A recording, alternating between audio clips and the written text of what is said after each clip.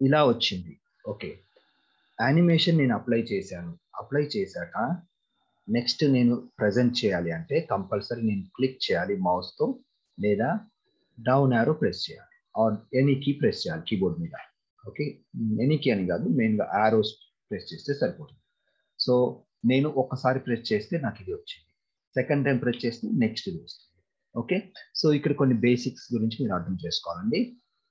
అలా కాకుండా నేను ప్రెజెంటేషన్ ఇట్లా స్లైడ్ షో కొట్టగానే నేను క్లిక్ చేయాల్సిన అవసరం లేదు. అదే నాకు by default first title slide అంటే నంబర్ 1 యానిమేషన్ ఏదైతే ఉందో అది ఆటోమేటిక్‌గా రావాలి అనుకున్నప్పుడు మనం ఏం చేయాలి? దీన్ని యానిమేషన్ అప్లై చేసేటప్పుడు ఇక్కడ విత్ ప్రీవియస్ అని ఉంటుంది. బై డిఫాల్ట్ ఆన్ క్లిక్ అని ఉంది. ఓకే. నెక్స్ట్ విత్ ప్రీవియస్ అని ఉంటుంది. విత్ ప్రీవియస్ అని సెలెక్ట్ చేసుకుంటే నేను స్లైడ్ షో ఇక్కడ బాటమ్ రైట్ కార్నర్‌లో స్లైడ్ షో రన్ చేస్తున్నాను. రన్ చేసినప్పుడు నేను క్లిక్ చేయడం అవసరం లేదు. అంటే క్లిక్ చేయాల్సిన అవసరం లేకుండా ఆటోమేటిక్‌గా విత్ ప్రీవియస్ అంటే యానిమేషన్ అనేది స్టార్ట్ అవుతుంది.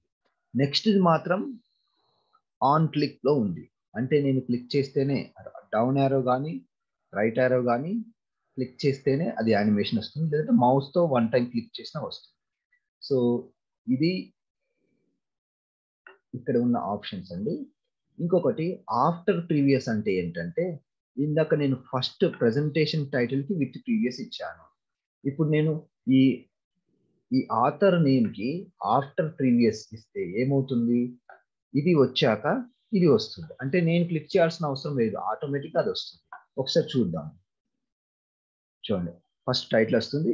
అది అయిపోయాక ఆథర్ టైటిల్ ఆటోమేటిక్‌గా వచ్చేస్తుంది. సో, అది ఇక్కడ ఆన్